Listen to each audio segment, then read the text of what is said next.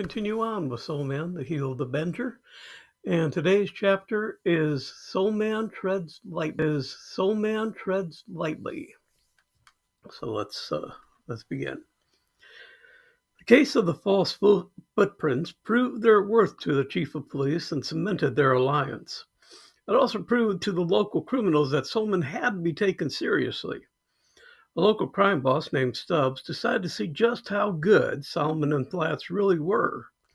While it might cost the incarceration of a few of his men to test them, he felt in the long run it might be worth it. Their early case of the false footsteps showed that they were capable detectives. But how were they when they had to fight an enemy en masse? He figured 6 of his men against the 2 crime fighters should be enough to test their mettle. He called in 5 of his bruisers and 1 to lead. "Fellows, we need to know if these 2 can fight their way out of a paper bag. You're the toughest I've got. Do you think you can take on 2 scrawny crime fighters?" The bruiser eased his comrades out of the way and stepped forward. "Boss, you don't need to send so many. I can take care of these 2 sheriffs by myself."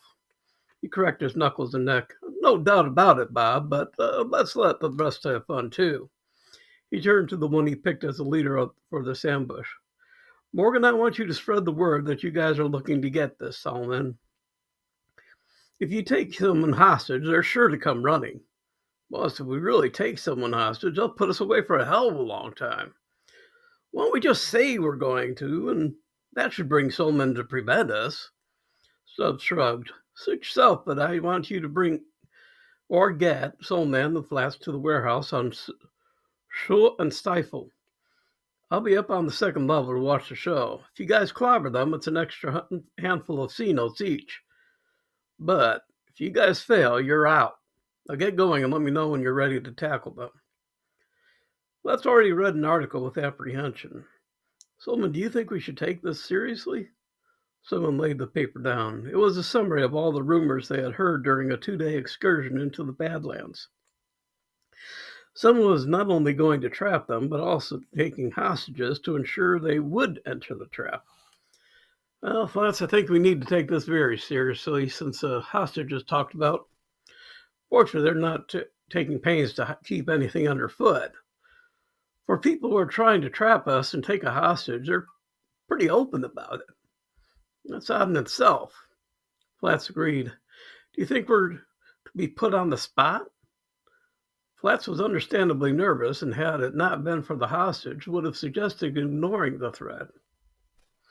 Soleman pulled down his ledger of known criminals. The name of Stubbs was being bandied about as the one behind this. Stubbs, known to be intelligent, inquisitive, prefers taking on crimes of high value.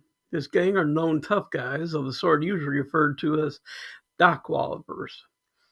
He does not allow them to go armed. Soleman went into deep thought. He was trying to determine what Stubbs was after. He snapped his fingers when a probable answer occurred to him. "He wants to know more about us. I think this will be a test of our skills as fighters. The area he's leading us to is enclosed and open. He's going to have his toughest there to meet us. It's going to be a slugfest for sure." Flats was now even more nervous. 1 or 2 he was confident about in his abilities, but a gang of them? No, he wasn't so sure. Some in the Flats had been training and fighting every day. As such, they had prepared, but the odds would be against them, and both men knew it. "Flats, I think this is going to call for avoidance and a quick bob and weave style. Don't circle us and try to force us down. We also use jujitsu we have been practicing. We can grab an arm and turn and throw the person, thus moving the others back. Work to getting close and use the power jabs. They won't be able to use the long punch and will be reduced to trying to hit down, which will make them pretty ineffective. Well, I think we can do this and remain unscathed, save for a bruise or 2. Flats slipped on his gloves and hat. Standing up, he had the keys to the midnight stiletto at the ready. Someone patted him on the shoulder. Flats was always ready to take on a challenge and eager to prove their worth. If they succeeded, their reputations with the criminal element would be higher, and respect from your enemy counts for a great deal in this kind of business. Word was already on the street that the hostage had been abducted and the location of where they were being held. Soleman let it be known through the grapevine he would be arriving soon. Both men were silent on the drive over. Their thoughts were similar as they went over scenarios for the coming fight. Flats had been training through the police academy and the rough and tumble fighting that was called street fighting. No rules, and it was put your man down and either fight the next one or get the hell out of Dodge. He had taught Soleman all he had learned of pressure point strikes, and in exchange, he had been instructed in close fighting, avoidance, and quick enemy analysis. Between the two of them, they were skilled fighters, but the odds in this case were to be much higher. Parking down the street from the warehouse, they saw a great number of cars parked around. This was an oddity in a neighborhood such as this.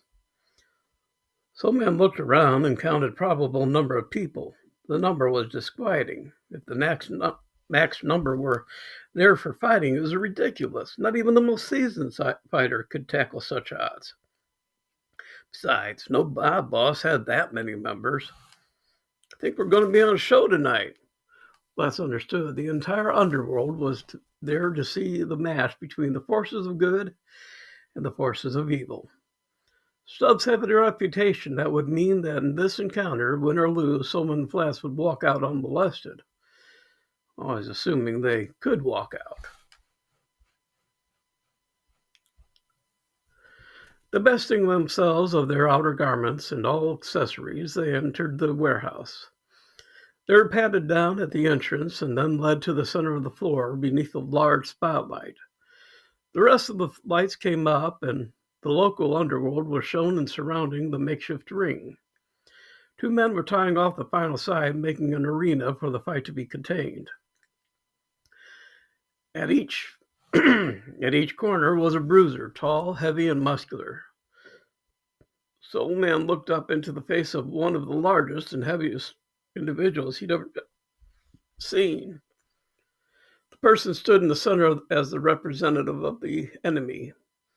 A spotlight lit Stubbs on the second level, holding a megaphone.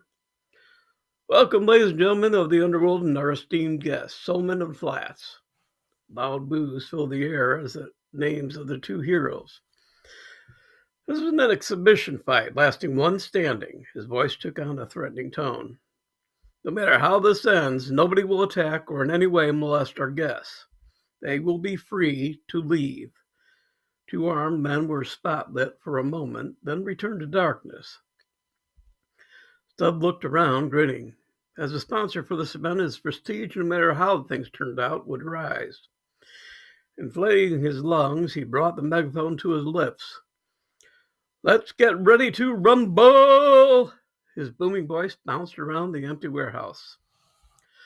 All right, that's where we're going to stop right now. We'll continue on with the next reading. So tune in later to hear the results of the fight. Well, to hear the fight and then learn the results. So I look forward to seeing you again on the next reading. Be good and be good to yourself. Bye.